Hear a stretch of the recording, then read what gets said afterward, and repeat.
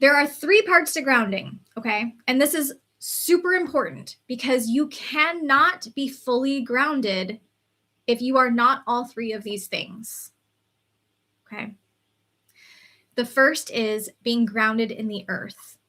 And that's when people are talking about putting your feet in the dirt and hugging a tree and, connecting with nature, putting your, go swimming in a pond, whatever. They're talking about reconnecting with the earth.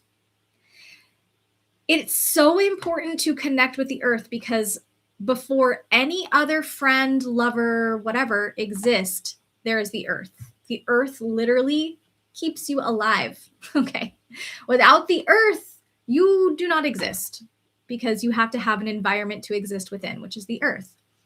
So you have to be connected to it. You have to care for it and as it cares for you. Okay. I know that some people go, oh, that's so hippy dippy. Yeah, it is not hippy dippy to think that you should take care of your environment because your environment is taking care of you. Like that's just logic to me.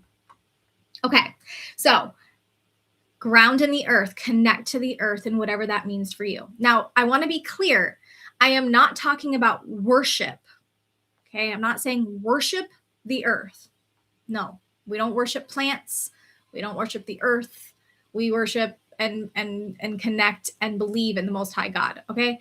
Whatever the Most High God is for you, that's what we pray to. That's what we worship. We don't worship the earth. We connect to the earth. We value the earth and we appreciate the earth as it is, but worship is different. Now, the second way that we ground is we ground into the moment. And this one is really difficult for a lot of people in this day and age because we have technology. And the purpose of technology is to take us out of our moment. It puts us somewhere else, wherever that else is. If I'm watching a short, like if you're watching a short of me, right? You are putting yourself out of your environment and into mine, into my mental space, into my energy. And there's nothing wrong with that. That's its purpose. That has a purpose.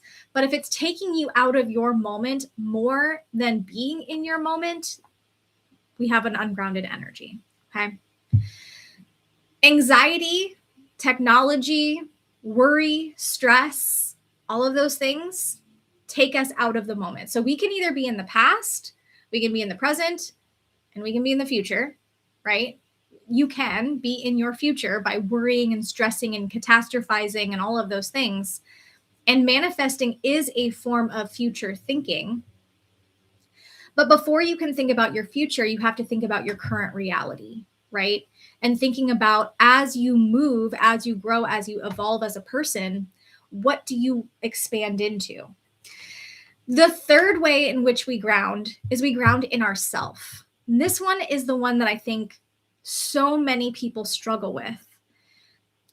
The self is your identity, your behavior, and your subconscious alignment. So remember, when we're manifesting, we have emotional congruence and behavioral alignment and subconscious permission. And those things all exist within the self.